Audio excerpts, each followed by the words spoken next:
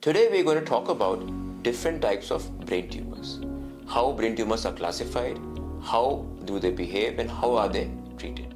First thing, brain tumors can be primary brain tumors, which are tumors which arise from the brain itself, and secondary brain tumors, which are tumors which have spread to the brain from some other cancer anywhere else in the body. When we talk about tumors in neurosurgery generally, we do discuss more about primary tumors. Primary tumors can again be benign or non-cancerous, which are actually much more common than the other type, which are cancerous or malignant brain tumors. Now, there can be different types of brain tumors. We're going to discuss about some of the common ones which we see, how are they classified, how are they graded, and even discuss a bit about their treatment. Now, one of the most commonest tumors which you see is gliomas. So, what are gliomas? The gliomas arise from the structural cells of the brain. Now, our brains is composed of glial cells. Basically, these are cells, these are tissues which support the main brain neurons. Neurons are the ones which do our thinking and the working, and the glial cells are the ones which support by giving it food, the nutrition, glucose, and do various supportive functions.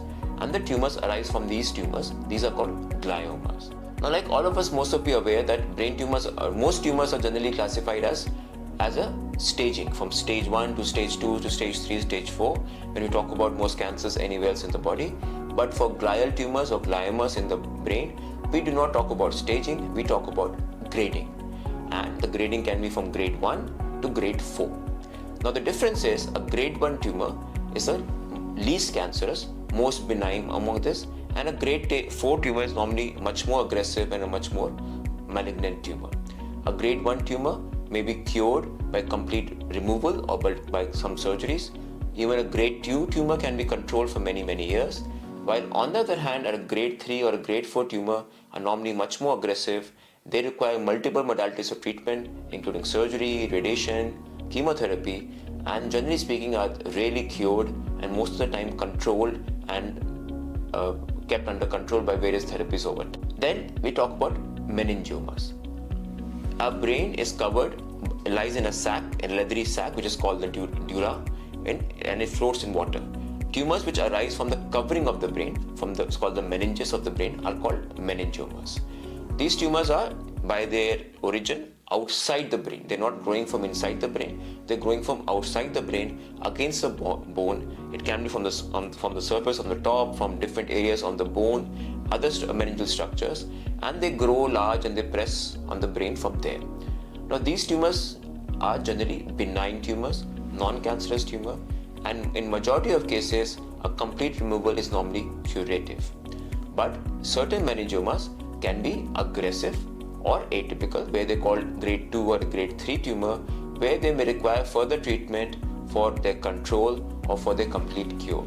But as compared to a glioma, a meningioma is much more benign in majority of cases as a high grade compared to a high grade glioma. Then we have something called a pituitary tumor.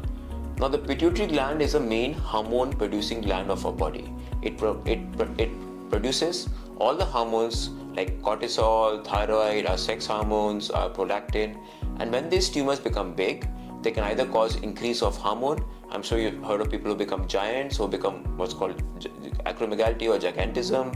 They can have increased steroids, increased prolactin, or they can cause problems because of the increased size. As these tumors are very close to the nerves of our eyes, when they grow big, they start causing problem in our vision. Majority of these tumors are normally non-cancerous, absolutely benign. Certain tumors may be treated with medication, especially only a prolactinoma, but other tumors may require surgery or some other modality for their control or for their cure. As these are benign tumors, they are generally quite curable, quite treatable, and can be controlled easily with surgery. Then we talk about schwannomas. A schwannoma is a tumor which arises from the covering of the nerve. Some of the nerves in the brain and other nerves in our body have a sheath, have a covering which is called the myelin layer, and is done by the Schwann cells, and the tumor arising from this is called a schwannoma. These are again non-cancerous tumor. Very rarely are they malignant. Majority of them are non-cancerous. They are very slow growing. They tend to cause harm by maybe when they start from a nerve, at certain point they damage that nerve, and they may cause a problem because of the damage caused to the nerve, or they can become quite large and cause pressure effects. Again, these tumors are non-cancerous. Complete removal is normally curative in majority of cases. Let's talk briefly about secondary tumors or metastatic brain tumors. These are tumors which are spread to the brain from some other cancer inside the body. Here, most of the time surgery is not the primary option because the treatment depends on the main cancer which is happening in the body. These tumors are generally treated in coordination with a medical oncologist or a radiation oncologist, and depending on a combined advice, a treatment may be given which may involve just chemotherapy or radiation. And in certain cases, when these become quite large, or we may find there's only one which by removing this we can cure the brain, a surgery may be offered.